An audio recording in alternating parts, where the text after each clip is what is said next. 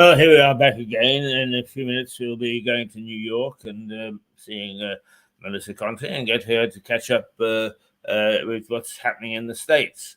We've got just a few minutes before we do that. And I'm always fascinated by the characters that have homegrown, if you like, in this particular area. And one of them is Mad Jack Fuller.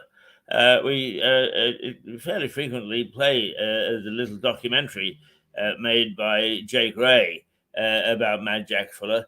But I like to remind people about him because he was such a fascinating character.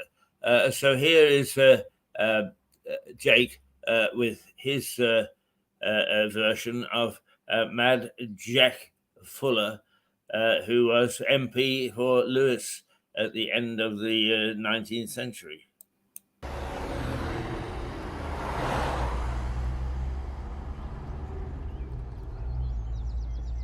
always find it strange how two people can experience and view a place in completely different ways.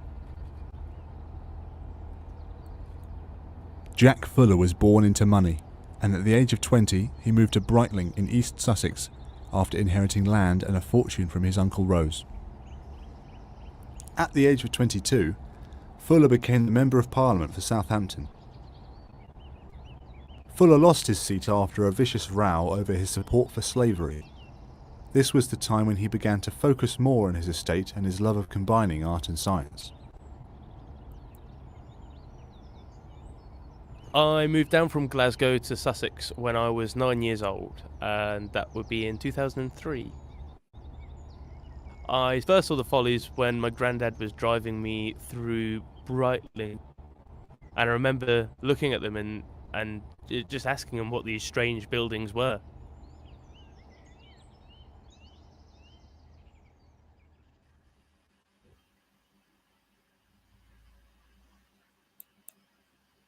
Jack Fuller was affectionately known as Mad Jack by local residents who did not understand his fascination with useless buildings. A folly is a building with no purpose other than decoration. The first of Jack's 6 follies was the summer house.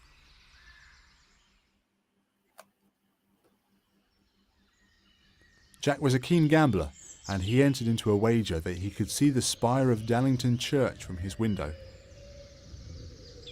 Upon realising that he was mistaken, he quickly constructed the Sugarloaf to very effectively mimic the church spire.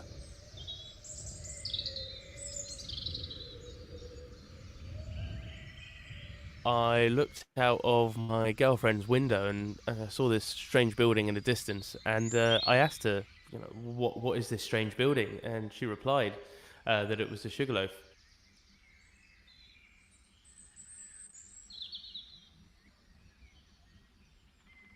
The first time I went, I remember I took my girlfriend there and I gave her a love letter.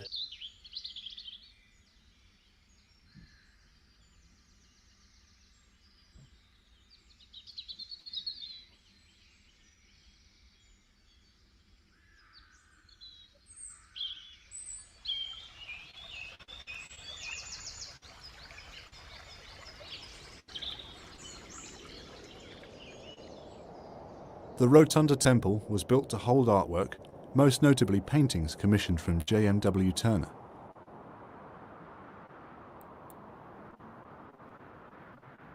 Jack was a philanthropist, and during an economic depression, he hired hundreds of local labourers to build a huge wall around his estate.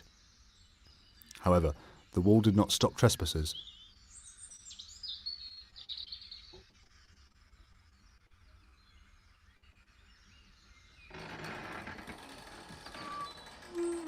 We all thought the temple was full of art, and I was a bit shocked to find out that there was none. All I found when I first went in was graffiti left from the Canadian Air Force that was stationed on the estate during the Second World War.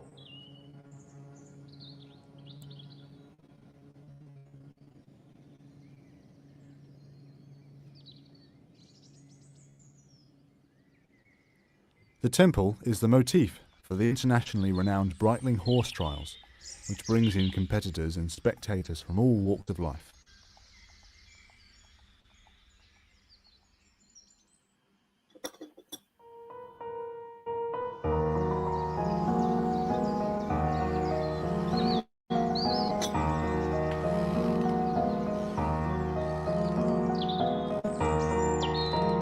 The Hermit's Watchtower was built so that Jack could survey his land and have views of the sea.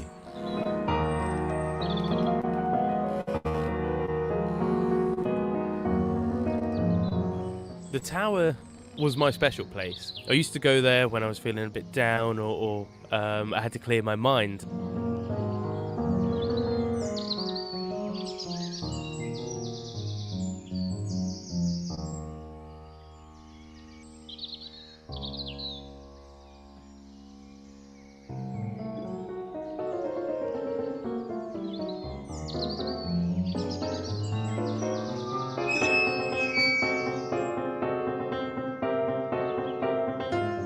As you go up the stairs, on the right-hand side, my girlfriend's initials are still there. Mine, well, are not there anymore.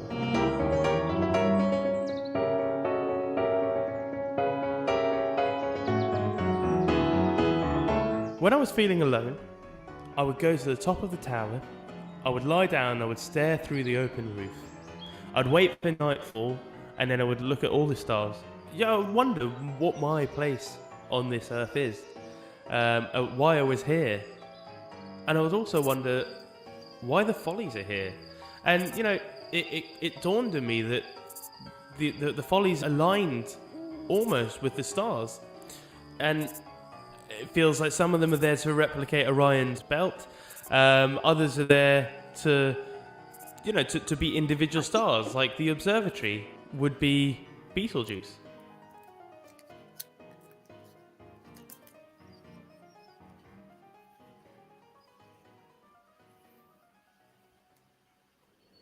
I've heard some people argue that the observatory is not a folly as it serves a purpose, but don't all the follies serve a purpose? They serve our local history, our culture. When I first came to Sussex from Glasgow, I was such an outsider. People had no idea what I was saying, and I had to get something to point me in the right direction.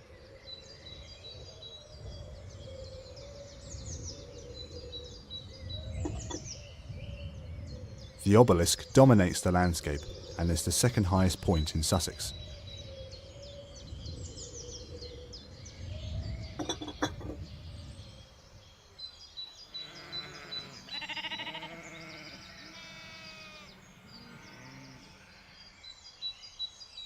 I remember looking up at the needle and realising that it pierces the vast, uninterrupted sky.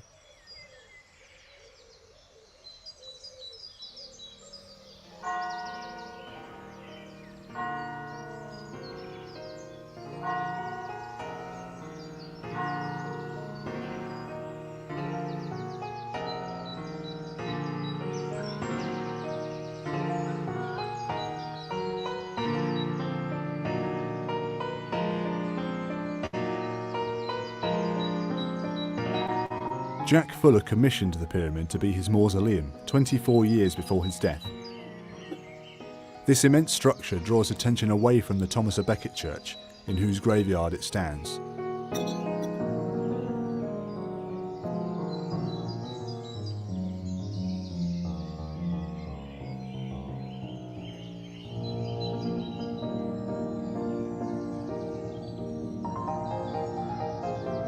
I've heard that Jack was buried in the pyramid sitting up in his armchair, with a glass of claret and a roast chicken dinner in front of him.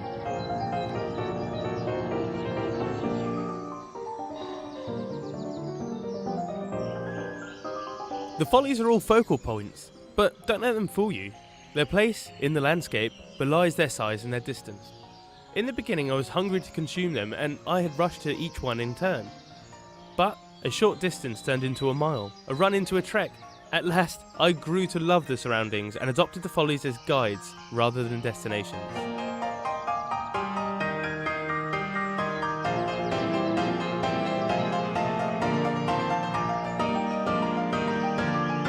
Jack Fuller was respected by many as a squire who, at a time of extreme poverty, when soldiers were returning from the Napoleonic War, did what he could to provide employment and prevent revolution. He was ridiculed by others for his views on slavery and his obsession with erecting follies while people were going hungry.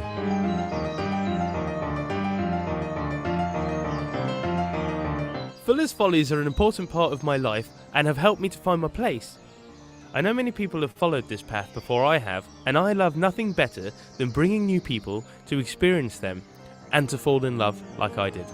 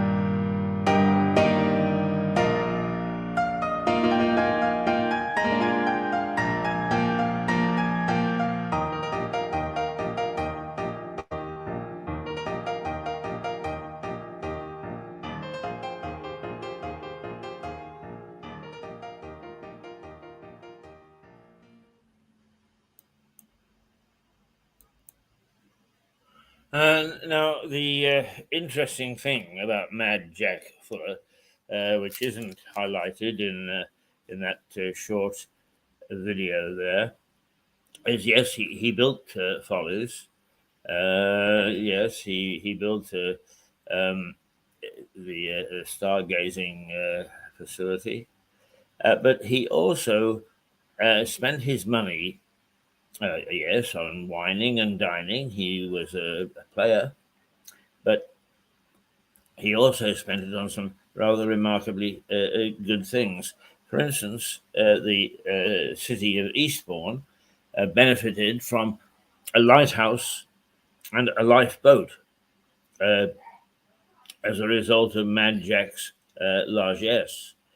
But even more so is we probably wouldn't be watching this program the way that we are at the moment if it wasn't for Mad Jack's money, because he spent a large amount on supporting a scientist and an experimenter called Faraday.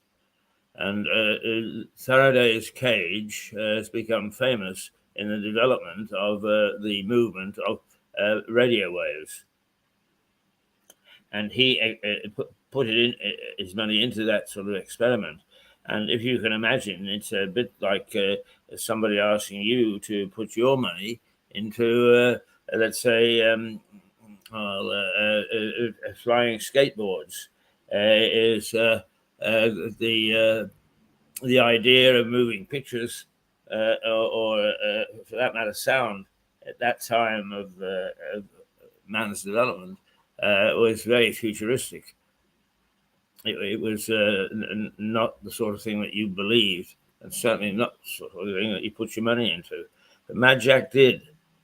And as a consequence, although Logie Baird invented television as we know it, it was Faraday whose experimentation and development brought the technology to people like Baird that enabled them to end up moving pictures across space.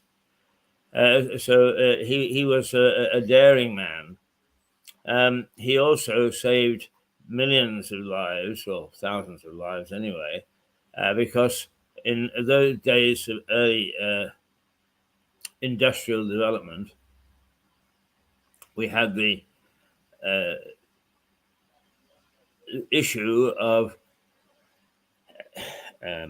miners going into pits, into coal mines, which accumulated gases. And the only way down there that they could actually see their way was by lighting up a lamp. and often, if they happen to light it in where there was a pocket of gas, the light would explode the gas, be an explosion, and the lives of the miners were lost. And another scientist, a man called Davy, experimented with a lamp in which you could actually light the lamp, and it would protect the flame from the gases, and you didn't get an explosion. Famously called the Davy lamp. It's Mad Jack's money that went into experimenting with that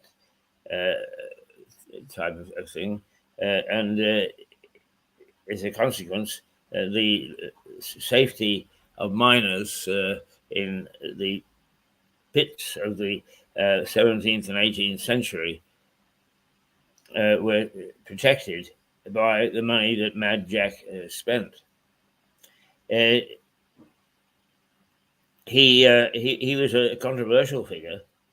I always rather like him because he called the Speaker of the House of Commons a pipsqueak when they fell out about slavery. And I have to say that I was reading some of this stuff at the time that John Bercow or Berkoff was Speaker of the House, very controversial speaker, and certainly it is. I think that many an MP wanted to call him a pipsqueak as well, but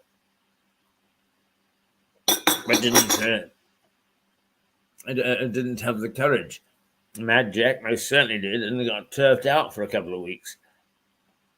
So he was a rare character, and yes, he is said to still sit in that pyramid that he built as his tomb in Brightling Church. I've been to it. I'm personally convinced that the story is true because not far from the tomb is a pile of bottles of empty wine, and if you look carefully at the date, you can see that some of them were drunk in the 1920s, the 1930s, and the 1940s, long after Mad Jack had gone to meet his maker. So somebody was certainly drinking them and tossing them away onto a rubbish pile, or a pile of empty bottles. If it wasn't Mad Jack, who was it? Incidentally, Annette Lloyd Thomas has the wife of Rupert Lloyd Thomas, a very well-known character around Lewes, who I believe is somewhere in Wiltshire at the moment. He gave she gave a lot of time to researching Mad Jack, and has written a definitive book, which is available in the bookshops. So if you are at all intrigued by Mad Jack Fuller, look for that book. Because it can tell you far more than we ever could on this television program. So that's Mad Jack Fuller. And the other character, of course, is Horatio Bottomley. He also lived not far from here in a place called Upper Dicker. And his palatial home was called the Dicker. Mad Jack, Horatio, was born into a family where the parents died when he was very, very young. And in those days, they unfortunately needed money. There wasn't any sort of social welfare. If you didn't have a family to look after you, you went into the workhouse. He wasn't quite in the workhouse, but in Erdington, which is a suburb of Birmingham, he went into a pretty harsh environment in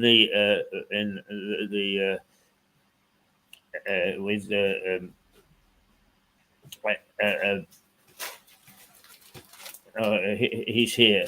Trouble is here. But let me finish this story first. He went into a orphanage where he was given a pretty rough time, but also a very good education. And he went and got himself a job in a law office and learned the elements of the law. And from there, he managed to parlay himself into going into the publishing business.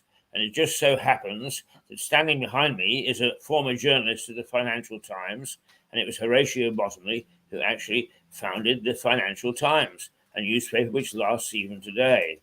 He also founded a magazine called John Bull, which was a very jingoistic magazine, but also lasted until the 1960s. But what he did with them, apart from selling gold mines in Australia, which didn't exist, was that he had put in them contests for which people paid money to enter.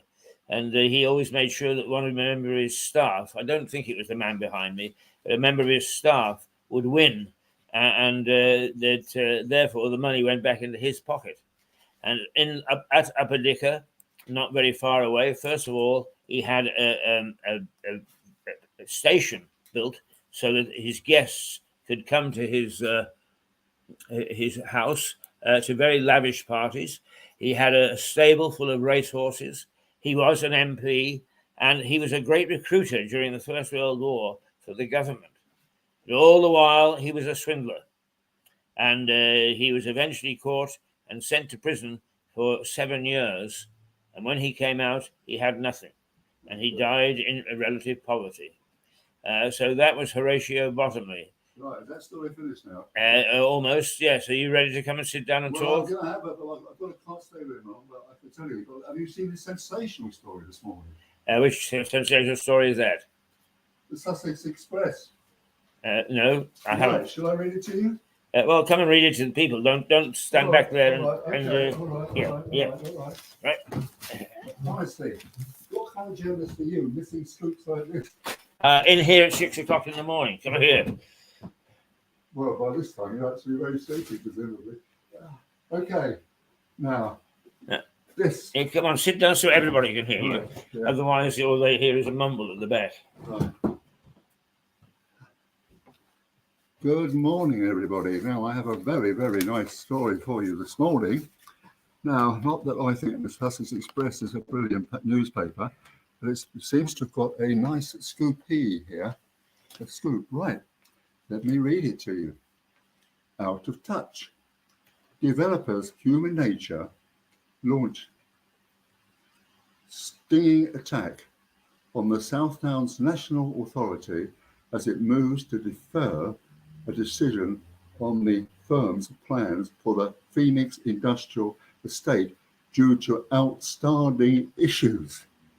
My goodness, what a story, because we have been actually following that story, haven't we? Yes. And we actually discovered that Human Nature was a bit short of what's known as the coinage. That's right. It's short of money. And what they, in fact, we discovered that they've got these amazing plans to revitalize the Phoenix estate and have a green utopian town down there. Now, there was a lot of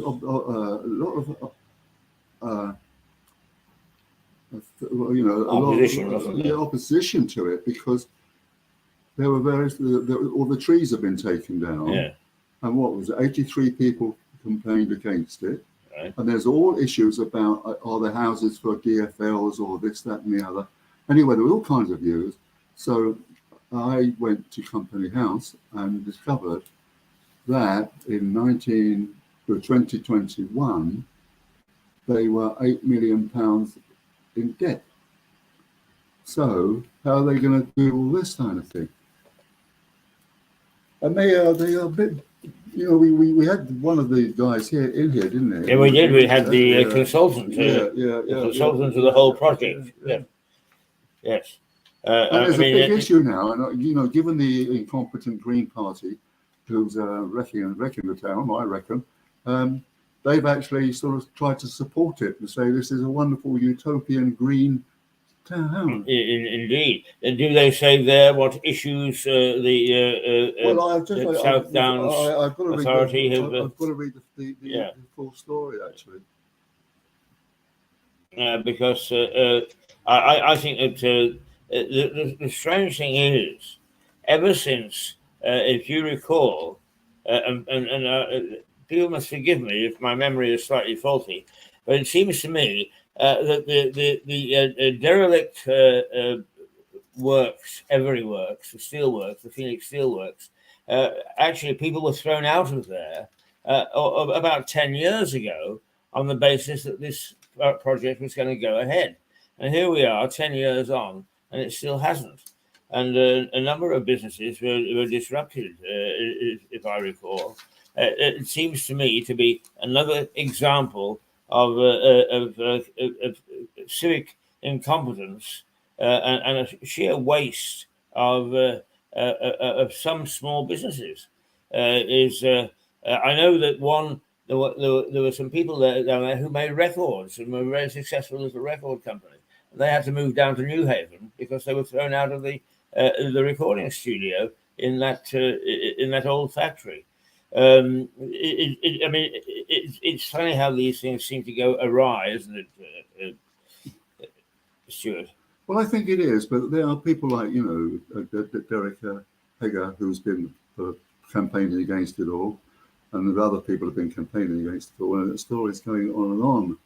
But it is a big story, and in fact, I'm sorry, I can't really stay much longer, but there's people will actually get the story on the 6th to 7th. I think this is a fantastic issue, and I think my own feeling is that it won't happen, because I think that they can't really conjure up the money. And I think something ought to be done by the Phoenix, because it's a bit tatty and it's really had its day, hasn't it? Yes. Something ought to be done, but what? How can you think that take it out of the whole Phoenix project? I suppose one of the things the questions that I would ask is the council, and I go along with your assessment of it, is the council capable of doing a compulsory purchase order on this thing and then starting a scheme that would work itself? Because if it, mind you, the town council has no funds, of course, on its own, but surely it would be capable of getting public money, public funds, to build what everybody is screaming for, and that is affordable housing. Yeah, but affordable for who? This is their whole thing. Yes, but I mean, they're now talking about affordable is 30%.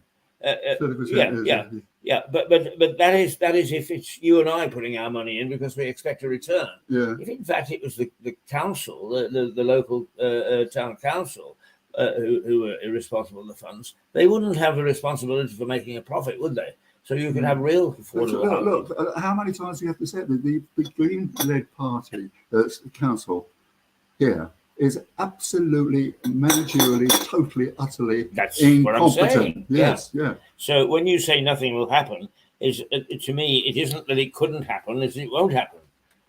Well, they probably doesn't know anything about. Probably don't even know anything about it. I mean, we've been through this so many times now. I mean, I can give X number of examples of their incompetence, can't I? About the electric cars, for example. Yes. They said they were going to get zero carbon emissions by 2030, and I asked them, "How are you going to do that?" They said, "Oh, we're going to have electric charging points." This was in 2019, for God's sake, and they've only just started putting in now. Yes. Yeah, and then look at the tourism. Tourists in this town. Look over there at the tourist board. It looks like a shabby derelict. Exactly. Who's going to go in there? Yeah.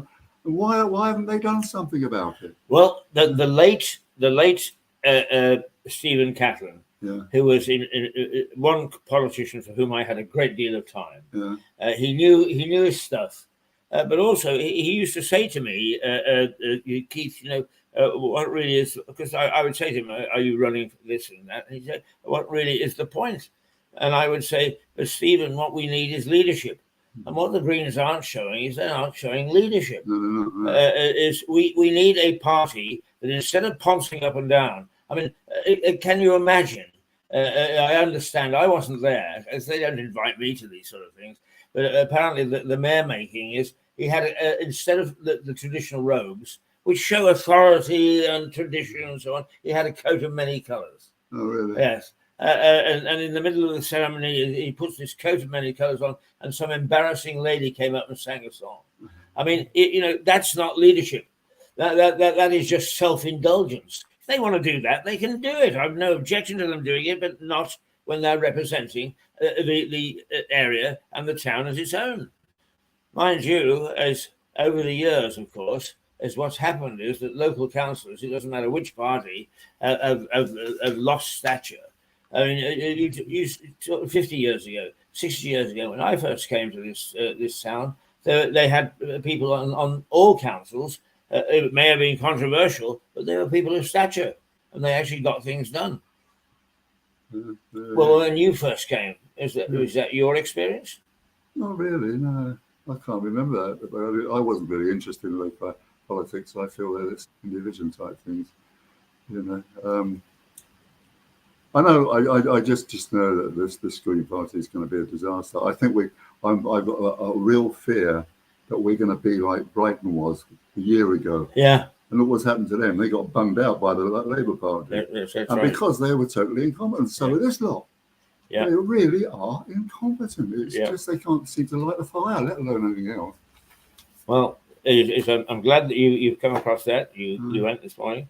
Do you want to stay and chat to Melissa? No, I've got to go, unfortunately. Okay. We'll just say hello to her. Yeah. Good morning, Melissa. Good morning. Hi, Stuart. How are you? Hi, Melissa. Sorry I've got to rush off. No worries. Go enjoy your day. Did you hear our very exciting story we've just found here?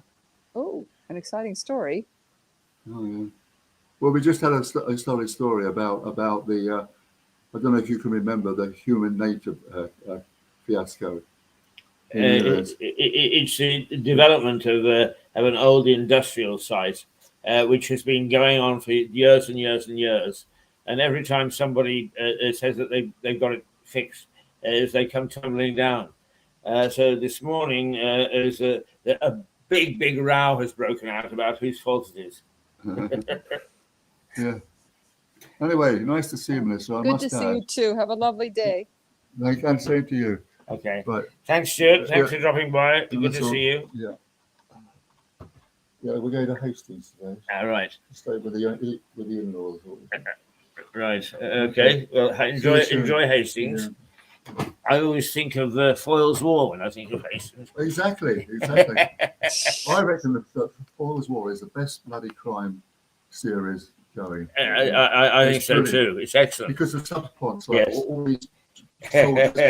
all these soldiers coming back and not being able to come in. They find their wives have got jobs and they can't cope with it. Brilliant stuff. Okay. But the other thing is the young lady who plays his driver. Everybody is in love with her. She's English apple pie, English rose. Right.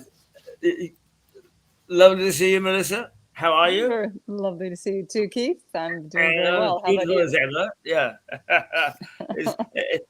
Somebody said with absolute awe the other day, doesn't Melissa get up at some ungodly hour to come on? Is she live? Yes, she most certainly is. She gets up about 4 o'clock in the morning just to do our spot on Mirador and let us know what's happening in New York. They were absolutely aghast. So our old style ethics and journalism pays off, you see. Yes, absolutely. Absolutely. So how are things in New York?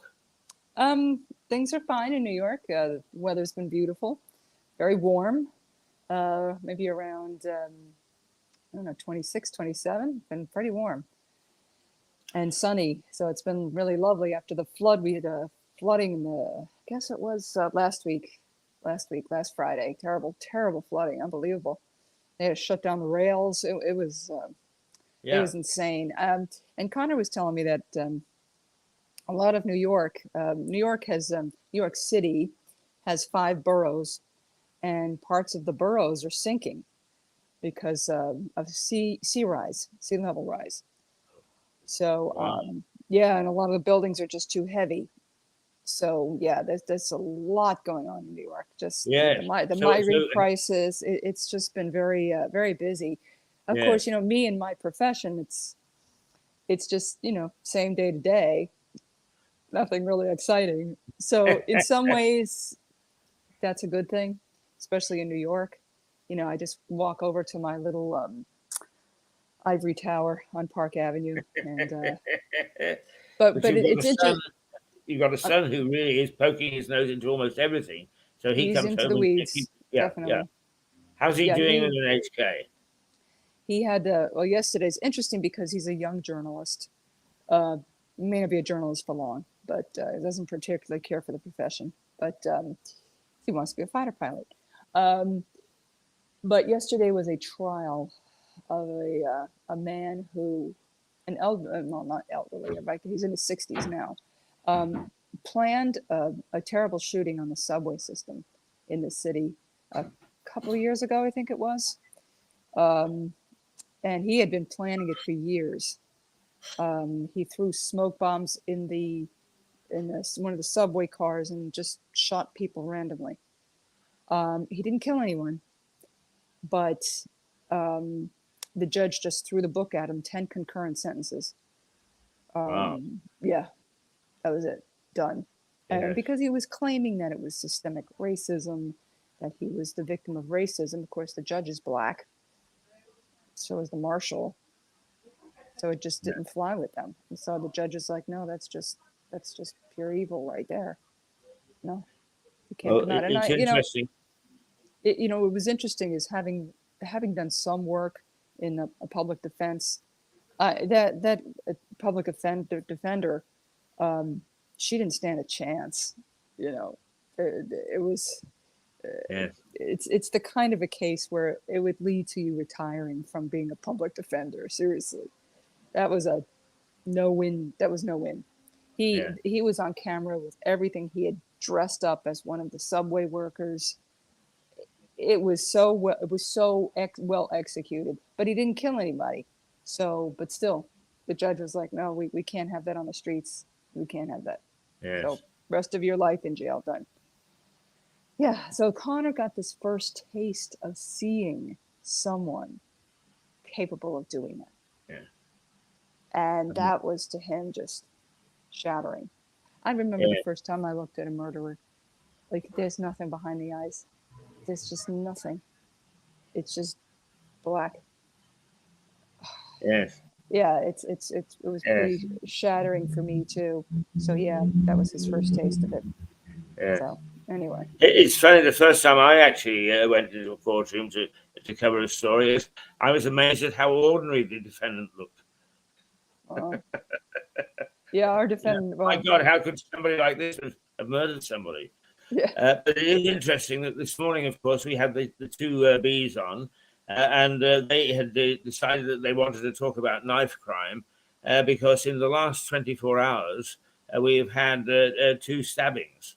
One in London, but the other in Brighton, which happened just overnight. It just happened last night. So it's very topical, and they were talking about the various cases that they'd covered, but also sometimes the mentality of using knives and how they use knives. And what amazed me was that in both instances, both their families had been subject to being held up at knife point, and they're fairly average, normal families. They don't necessarily wander into any particular areas. So it is a problem, and obviously global. Interesting. Do you have gun? Yes. Gun murders and gun attacks, or is Yes, it just mainly? Is it we mainly do. knives? No, it's mainly knives, but we do have guns, and they're illegal to begin with. The possession. I mean, there isn't anybody can carry a gun around, with the exception of the police, in the streets of the UK.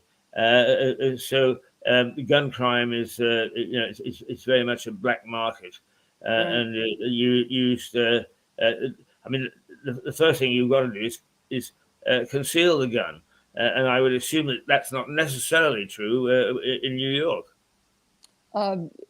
Well, they don't. They don't. It's in flux. The law is in flux because in New York, it was very difficult to carry a weapon, a gun. But the Supreme Court ruled that you can't allow some citizens to carry guns and others to not carry guns. It's an unequal application of the law. So there are lots of different signs you'll see in the city now. Guns not allowed in this area, guns not allowed in that area. So we'll see what they're going to challenge that at the Supreme Court level too, because how they challenged it previously was because you weren't applying the law evenly. Now, I don't know that this would apply in this particular case because you can't carry a gun in this area for anybody. So it's and then also we'll see how it plays out. But in most of the country, they will openly go to the store with huge AR-15s. They walk around with them in Florida. They walk around with them in Texas. Oh yeah, huge rifles. Like, what do you need that for? Is your neighborhood that dangerous? Yeah. And it's more of a show of machismo, or I'm strong. Look at me. I have a gun. You can't touch me. Okay, I wouldn't have wanted to, but go ahead. But yeah, so it can be. I don't know. There's still a lot of gun crime, so I don't know that it accomplishes anything. But it's part of our Constitution. It's part of our constitutional right, and a lot of it is. And I think we've discussed this before. It's sort of this idea that the government has so much control over people that people cannot defend themselves against the government. But in our country, you can. It is not restrictive. You're not going to restrict us from being able to defend ourselves. I mean, I guess the question is, in your home, are you allowed to have a weapon in your home in Britain? Under some circumstances, for instance, particularly farmers can have shotguns. You can apply for a license, but you have to prove that you've got cupboards and things capable of handling them, and I think those cupboards have to be locked unless you go to get the guns out. Of course, we have very big estates here, and hunting is it's the let's use the term upper class, shall we? People with money, and some of the bigger estates make their money by having shoots. In other words, they actually breed pheasants and partridges and so on, specifically to be able to invite people at a fee to go and shoot them. I mean, that sounds cruel, doesn't it? But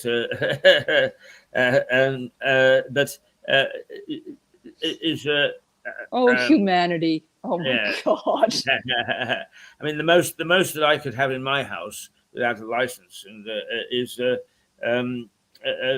what you would know as a BB gun, an air gun. Oh.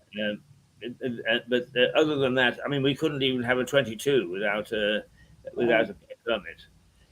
We have in New York. In other states, no, but in New York, in order to touch a pistol, you have to get a license, and that's about a 6-month waiting period in some counties. So, but once I get the license, I can purchase the pistol, and I can have it in my home. Oddly enough, if I wanted to get a shotgun or a rifle, I don't need a license. I just go in and buy it. They'll do a background check on me, but I can have a big, huge AR-15 in my home without a license, but I can't have a little pistol. And I guess the idea in New York is that with a pistol, you can put it in your bag. Right. So I don't know. It's a bit Yeah. of a patchy laws in New York, trying in some small way to, suppress our rights to have guns. Mm. So, but yeah, if you're in your home, you're an elderly woman, and you've got an intruder in your home, what are you going to do? The intruder's got a gun illegally or a Yeah. knife. What are you going to do? Yes. Okay, come on in. You know what I'm saying?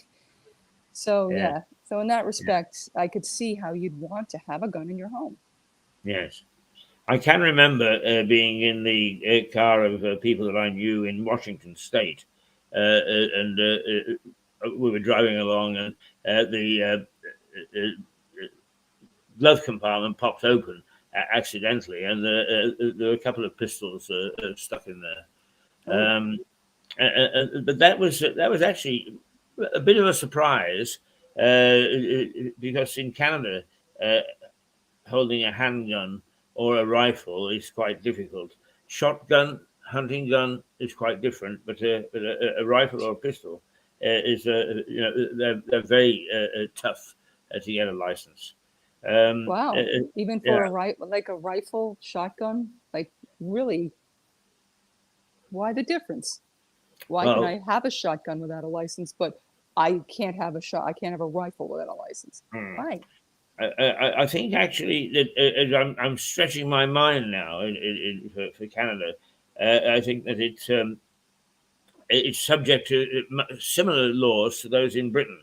You keep them in your home. You don't carry them around in your car unless you're actually going on a hunting expedition and so on.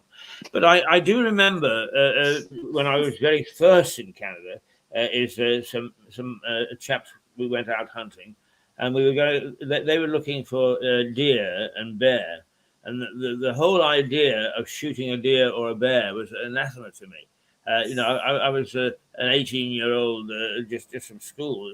How could you possibly kill an animal? I think that because of the vast expanses of North America and the difference in background and environment is you all have a rather different view of hunting than we would here. I mean, as you know, you can't even hunt a fox now. Uh, uh, Right, right. yeah, Well, it's interesting. It's the whole idea is interesting of hunting an animal versus eating a steak. yes, yes. Like it's a dissonance. A dissonance. It's what's the difference really? I'll tell you one difference. I I had deer steaks from game in the wild, and it tastes bloody awful. Yeah, yeah, we're not used to it, but I think just in terms of the idea of killing an animal, we do it every day.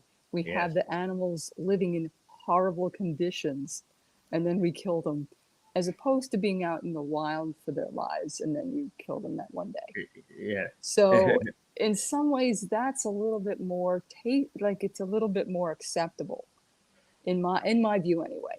Like I yes. don't I don't mind a hunter, but a hunter going out there just to put an animal's head on his wall, Ah, yeah, yeah, give me a yeah, break. Like yeah, if you're going to eat the animal, um, that's what they used to yeah, do. They used to kill them that day and eat them. So, but yeah, it's an yeah. interesting topic, though. Interesting topic. Yes, it is, and actually in Africa, I experienced the same thing. It was rather amusing because my African colleagues would have to take me to a little restaurant where I could get chips and beans because the bush meat was just the wild meat taste was just awful. But we entertained. I've not been to Kenya. Nigeria was my stamping ground. But we entertained a Maasai warrior. I mean, he was a marvelous chap. As a matter of fact, I think he went on to be fairly high up in the government of Kenya. But he was telling us that in his village, they to prove that they're ready for leadership, is they were given a spear and they were sent out to hunt a lion. Wow. And this is fairly standard in the villages. he said that he was absolutely terrified, and in fact he showed us a scar where the lion had managed to maul him before he'd actually finished the lion off. It's interesting in different habits and what people do and why they do it and so on and so forth. I mean, I doubt if anybody in the United States is sent out to hunt a bear to prove his manhood. Yeah, no, it would be nice though if they could serve in the military. Yes. To prove that they are leaders, because they do teach leadership. They don't necessarily teach leadership in the wild with the lions. I mean, that's not really a way to teach leadership. No. I'm sorry, that's a way of teaching killing. Yeah, absolutely. I would agree with It's foolish. that. Yeah. That's like the most foolish thing I've ever heard. Unless there's some reason for it, because you have to kill a lion and bring it home to feed the people. I don't know. There could be other projects that you could do I for think the there might be a community. mild Like, I don't know, defense. Yes. clean water. I don't know. Doing some service projects. There might be a mild defense, of course. It's because the villages do have to defend themselves against lions. So there's a reason. Yeah, so there's a reason. Favorites with humans. But I guarantee, in terms of defending the villages, it's always the lower people anyway. It's not the leaders. The leaders are sitting in their ivy towers. Of course. Let's be honest. That's human nature, isn't it? Yes, exactly. Unbelievable. Yeah. So, military killing, still killing. Going back to the heat, there was an item this morning in the news that environmentalists are quite worried because apparently August and September in the United Kingdom were the hottest months ever on record. And they're not quite sure just what the ramifications are going to be. It'll take a little time for the consequences to actually show. But already, there are reservoirs and things that are nowhere near as full as they should be at this time of the year. And the crust of the earth is beginning to crack in various places. So I suppose that is a potential threat. Are they alarmed in the United States over this? They get alarmed when there are Category 5 hurricanes hitting Florida. Then everybody starts to wake up a little bit, or there are tornadoes in the mid part of the country, or there are massive floods going on, or heat waves going on in Texas, and the electric grid can't handle it. So it's only when there's discomfort, weather discomfort, that we actually pay attention to it. Right. So yeah, that's it. Manhattan sinking. They have to see real evidence of it first, like buildings collapsing, and then they'll pay attention. And then it's too late, right? It's too late. What is it? What is the answer to that subsidence? You got to take the buildings down. Like they have to build lower buildings, not heavy, or you just don't build in those areas because they're going to end up being swamps anyway. A lot of Manhattan was swampland. It's an island. Right. We don't think of it that way. Now, New York State is different. It's built on rock, but a lot of Manhattan is built on fill. Right. A lot of, not Manhattan, but some of the like Brooklyn, Staten Island. It's built on fill. Are they taking buildings down now? No, not yet. They're not at that point yet. They can't even handle the migrant crisis. It's so crazy right now. It really, I mean, I don't, honestly, I get off the train at Grand Central and I go to Park Avenue, but I do pass the migrant hotel because it was an old abandoned hotel and the owners of the hotel offered it up as an emergency place for migrants. So you do see them loitering all over the place, and they're little mopeds they have, little mini motorcycles they have. How'd you get that? How'd you get that? How do you come to this country and get that? How do you come to this country with nothing, pleading that you're complete poverty, and you're running around in a moped? Yeah. And staying in a hotel right next to where I work on near Park Avenue. Yes. Well, now it sounds as if you've got much the same sort of problem that we've got. Yeah, I mean, I don't want to say it's a difficult topic. It is, because many of us have immigrant parents like Suella Braverman. I mean, her parents were from Africa, correct? Yes, I think she's African. Yeah, she's African. Her mother was from Kenya, and I think Either African or Indian, one of the two, yeah. African. Yeah. The mother's from Kenya. Who knows? I mean, the mother could have been from India and moved to Kenya. Yeah. I don't know. But, it's difficult. How she came in the 60s, it may not have been as difficult to come into Britain. It may have been far more open back then and much easier to come in. Where today it's almost impossible to send you back. Well, I don't know if they're going to send you back, but I don't know what they do in Britain. But actually, of course, you're quite right. There is split thinking between those people who are alarmed at what's happening and those people who are so full of human rights that they refuse to accept that anything should be done. But actually, I don't know whether you are referring to the fact that Suella Braverman made a speech 2 days ago in which she said, listen, we've got to stand up, and we as conservatives have got to stand up and be counted because something has got to be done about this, and we've got to stop all this human rights nonsense. And what she said is that they actually are going to withdraw from the Court of Human Rights, European Court of Human Rights, who make most of the rulings on these things. For instance, their plan to send plane loads of these people down to Rwanda has been stopped by the courts of human rights. And this morning, actually, in the Financial Times of all papers, the poll has been taken that suggests that a good, nudging 60% of people think that she's absolutely right to withdraw from this court. Well, why don't they just send them over to the south of Ukraine? They could fight. But do you see what I'm saying? I don't know. Honestly, I think that there has to be some middle ground. You can't come out in a speech and say no human rights. Then you look like, well, first of all, you look like a fool because your parents were migrants from Africa. You look like a fool. It's not like you've been in Britain very long. You don't even look like a Brit. Yes. And neither does your prime minister, quite frankly. Give me a break. And he's got a wife from India who doesn't pay taxes. Come on, guys. Like, have some sense here. You don't look like you're Brits anymore. What is a Brit? Seriously, what is a Brit? I don't even know what a Brit. What is a Brit if your leaders don't look like Brits? What is a Brit? Yes, I mean, I don't know that I would go along that far with you because we're such a polyglot nation now. But well, that's what I'm saying is that there's a part of Britain that doesn't want to be, and then there's a part that realizes they already are. They already are a melting pot, but some of you don't want to really see it. You don't really want it, even though you are. Yeah.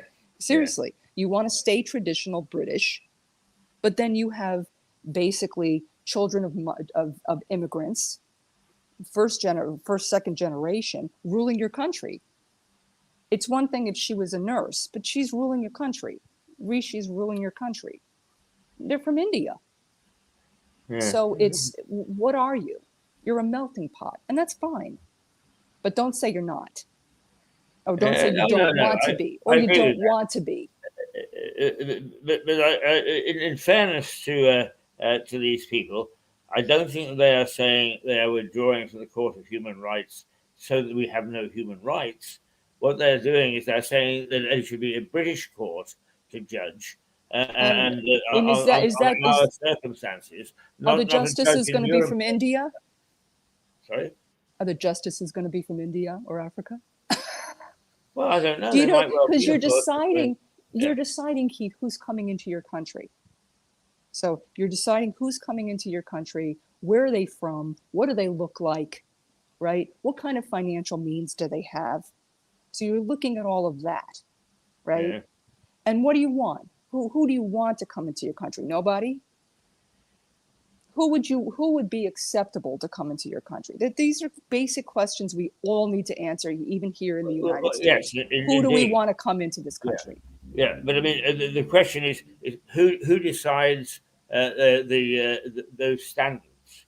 And, Right. and what we argue is a judge in Nuremberg or in Belgium and so on should not have the right to make those judgments. There Right. should be people here who make those judgments. But people there, like Suela and Rishi, are essentially children of immigrants, like very recent. Very reasonably recent. so. So, Yeah. but who would be acceptable if you were a judge in that particular UK court? You got away from Europe. You don't have to worry about Europe because it's not really about that. It may be a little bit about that because you really want to break free from Europe, right? Yeah. Of course, hopefully you don't do that militarily because then we're in big trouble, guys. And you're not together. You're not all together anymore. But who would you want to choose to come into your country? What do they look like? Yes, I'm not sure that that would bother me too much. And I think, to be quite honest Somebody with you, from Africa? Someone yeah. from India? Someone from Mexico? Well, I mean, don't you have people from Mexico? We have the same similar questions that we have to answer here. Yeah. Who do we want to have? Yeah. Should they have brown skin? Should they have black skin? I don't know. Yeah. But your leaders have brown skin. Right. So a brown skinned person should be acceptable to you, right? Shouldn't make you object, right? Yeah. Who are mostly the ones that are coming over on the boats right now? Well, you're right that they are a brown skinned or black skinned Oh, we people. wouldn't want that now, would we? Yeah. But you see there's a discord there. We don't want them to have brown skin, but our leaders have brown skin. Yeah. Is it they have no money? It could be that they have no money. It could be a class issue, right? Because if somebody were floating in there on a yacht, a billionaire floating in there on a yacht, I think Suela would come down there and hug him. You know what I'm saying? They do. Yeah. So, they do. Yeah. Yeah. But you see, we're not too different Right. in that regard. We definitely are not different. Yeah, We're I mean, not. after I lost my wife, I went and visited a university friend whose son is a prominent lawyer in Canada. I mean, very, very prominent lawyer in Canada. And we actually discussed in broad terms what would happen if we wanted to get married. And the fact of the matter is even though I'd lived in the country for 15 years, I couldn't go back unless I could provide $1.5 million. Yeah. So they weren't interested in whether I could make a contribution because I'd already proved that I did. They're only interested in whether I was going to come in with a bunch of greenbacks. Right. Yeah. A lot of times that's really so. It's for us. It's probably well, and you also feel sorry for those who I feel anyway. So if this is a different part of the issue is those who've actually done it legally. Okay, they didn't just cross a border and ask for asylum. They actually went through the paperwork first. They went spent thousands of dollars. They hired lawyers. They're trying to get in legally, and it's been years. Then you've got those who just waltz in and they're sitting there near Park Avenue. That's a different. So this is a different. Yeah, that's right. That right? Is the basic issue. Yeah. So they didn't come in through legal means. Right. Well, I mean, we do use the term. Well, it is legal means. Immigrants. Yeah. It is legal means, seeking asylum, but is it really asylum or is it just economic? Well, but I'm certainly they're gonna determine that, and then if it is simply economic, they're gonna let them go. But you got to have a huge court system to process all those people, right? And that could take months and months and months. And where are you going to keep track of them? Where did they go, right? So yeah, it's pretty complex. It's a complex issue. Our idea is send them to Rwanda and process them there. Well, ours is just keep them in Mexico and process them there. So we're not any different. We're really not. Yeah. But honestly, if there were a billionaire in their midst, that person would be escorted by Bentley. It does actually though show. I mean, one of the things that I'm very proud of this tiny little television station of which you've been a part for so long is we do bring views from around the world. Because, for instance, let's say the socially aware people say we can't send them to Rwanda because it's such a country where they'd be ill treated. Now we actually I almost went to Rwanda to do some training. Only missed it by a shave. But I do know several people who've been there, and they lived there for a year or a year and a half. And they say actually that is quite a false impression. Yes, Rwanda 10, 15, 20 years ago suffered genocide, but it doesn't any longer. The times have changed, but people don't accept that. Rwanda is a dreadful place. Well, I mean, it's like, okay, so I'm got on a boat from my country. What countries are they mainly from? Mostly from Morocco. North Africa is the main area. So they're coming They from go North across the Africa. Mediterranean. You see. Yeah. They're coming to seek asylum, or are they coming because they're poor? To seek asylum, but mostly because they're poor. Asylum from what? They say one thing, but it's actually the reason is another. They're poor, so they're seeking asylum from poverty. Yeah, that's right. Yeah, well, that I don't think that's the definition of asylum, but that's okay. No, that's not. Yeah, so they're coming from that part, a different part of the world. They're coming to UK, and then you're going to send them back to a different part of the world. Why don't you send them back to Morocco? Because the Moroccans won't take them. But they are Moroccans. But actually, you see, one of the other things about the Court of Human Rights being European is neither will the Europeans. That's the issue. We're all honestly, collectively as humans, we're all being phony, and you know what? It's just I don't know. We don't like people who are different. No, that's right. We're uncomfortable with differences. It's a human thing. Yeah.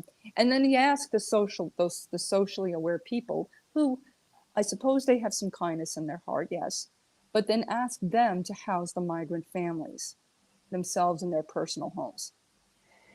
And then they're going to be singing a different tune. Yeah, that's true. That's very true.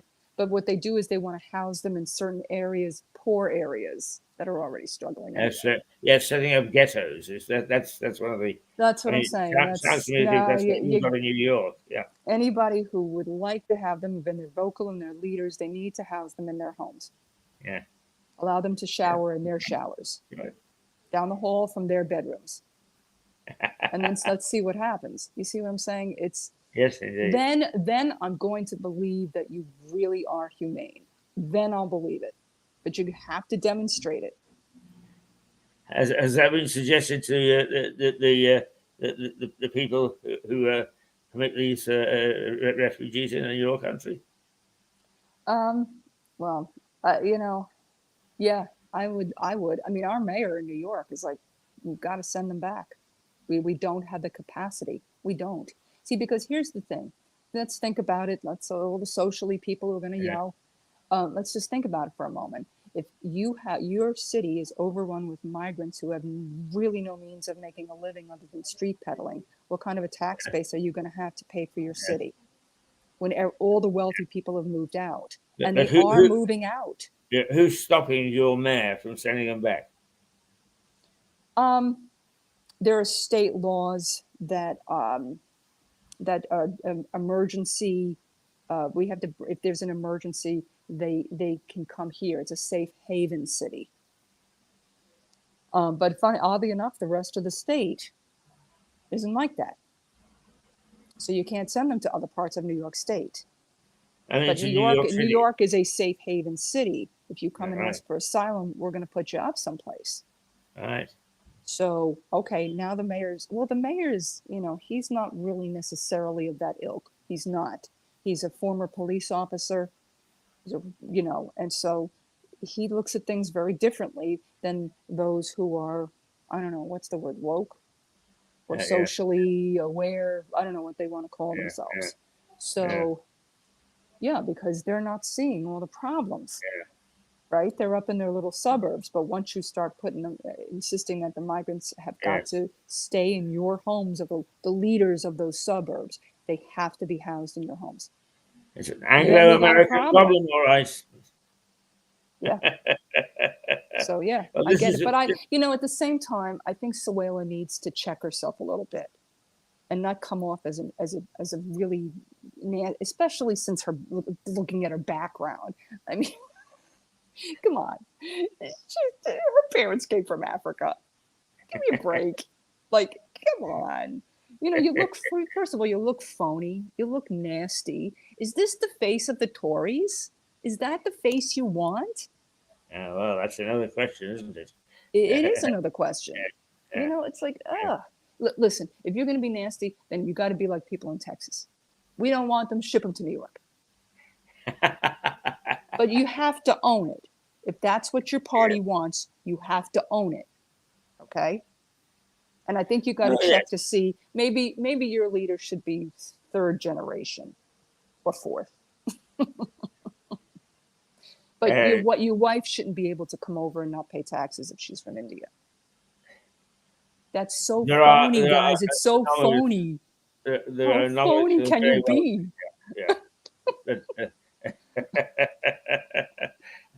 I mean, I'm not sure that I go along with everything that you said, but the fact is, of course, is you've raised a debate that most people won't raise. We should be asking these questions because I think all of us have this dual personality. Like, I don't want the migrants in the city like that, but at the same time, you know, I feel for them. You know what I actually end up doing? Because I got to check myself sometimes, because I can look down at people.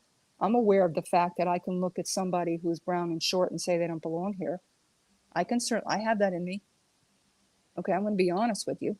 We all do. We all have that side of us. So what I do sometimes also is I'll walk past them and I'll say they're human beings like I am. They're just scared. They're just, you know what I'm saying? And I can look at them as a human like I am. You have to be able to do that. If you don't, you become a very hard, harsh person. I don't want to do that. I don't want to be like that. But at the same time, I do understand that part of me that's like, what are you doing here? Yeah. Right? I have to commute an hour and a half and you get to be right there.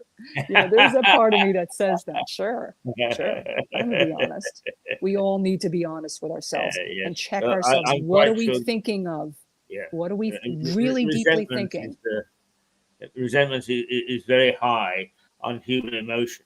The only thing is that quite often resentment doesn't spill over until it's a trigger point. Right. That's true. That's very true. But like I said, like Suela, there's a part of me that really kind of sides with her. She shouldn't have been stepping on the dog's tail, but that's okay. Check your feet, sweetie. Okay, check your feet. She was standing on a guide dog's tail. Seriously, be aware of your surroundings, Suela. Okay. It just made her look even worse. You know, and the headlines of animal abuse. You know, it just escalated. Right? Well, but when you're a leader, you have to check yourself. Yes, but you're a media person, and you know how cruel some of our colleagues can be. If you recall, Tony Blair's wife, Sherry, was known as the Wicked Witch. And the reason being is that a photographer took a photograph with two little flags behind her sticking out like horns. And of course it sticks. That's bad. Yeah.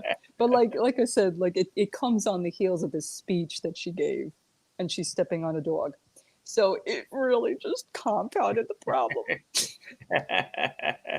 Oh my God. Well, it's very interesting. It's very interesting to see how you, as I mean, I hate to call you an average American because you're not average in any sense of the word, but how it's seen. You know, what's happening here is seen in America, because it's so often the case. And I mean, I think you know that I'm trying to be as even-minded as possible. But you know, people here will say, "Well, the Yanks, you know, oh, what they do in America, is you're doing the same thing there." Once again, two great nations separated by a common language. That's why I feel so at home there. I mean, I really do. But of course, if I were to try to go and live in the UK, Suela would put me on a boat back to New York. Not if you married the right man.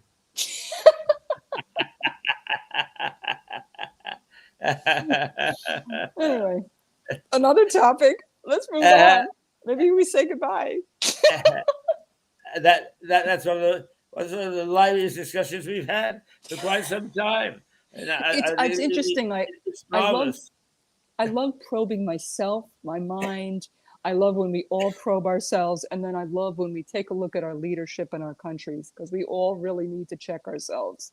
Because like here, they'll call themselves Christians, and then they'll do the same thing. At least Suela isn't, calling, quoting the Bible. I think she's a Buddhist, which is kind of funny as well. But yeah, it's very interesting. It's very interesting. I'm sure if I were to speak to her personally, she'd probably be a very nice person. But can I just tell you one very fast story? Yeah. Very, very quick. I have to tell you, I was at work, and we have one of our very high executives has a British background. And I had this impression, this assumption, that he was a snob. And guess where he was from? Surrey. So I don't know. I just had this impression people were scared of him. I thought he was a snob, and I had to get him to sign something. So I was so mad that he just ignored me for about a week. I marched into his office, and he was the nicest man. So nice. And I said to him, I want to, after our conversation, because he didn't go to the coronation, I was scolding him for that. He says, I'm not British anymore. And with a British accent. and I was like, listen, I got to apologize. I kind of assumed you were a snob because, you're British. And of course, now I know you're from Surrey, so you're really a snob. Now, you have been into the heart of people who are what you would call British, and you know that actually they're not snobs. They just like mixing with each other. Yeah, no, it's the way, and it's like, but he's not. He's so nice. Come on, you know very well that I wear odd socks because those people that I like wear odd socks.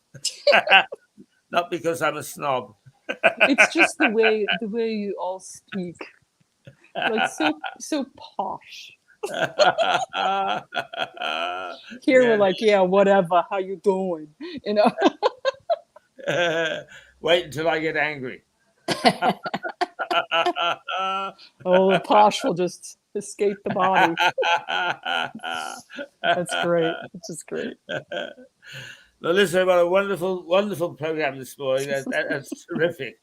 I will see you this time next week. When are you actually going away? I'm going away end of November. All right. Oh, we've got a while yet. Yeah. Yes. Good. See you next week. Bye. Have a great week. Toodle pip. Toodle pip. Bye.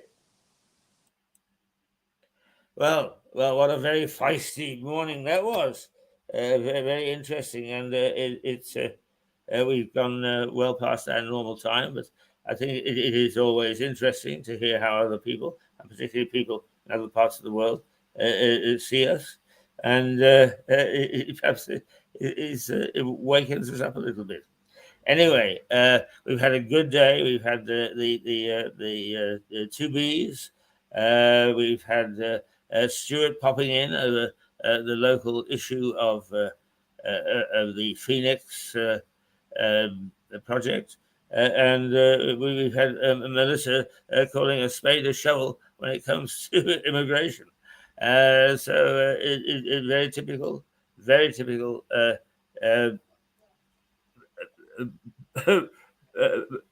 Mirador television this morning, and I hope that those people who have seen us, and even if you're angry, you'll join us next week. Join us on Monday, and we'll well, at least go away with the Marmite feeling. Either you hate us, you love us, but you'll never, ever forget us. Until Monday morning, this is Keith Hayes Mirador Television to the White Hart Hotel in Lewis, saying toodle, toodle, toodle, pip. And yes, we'll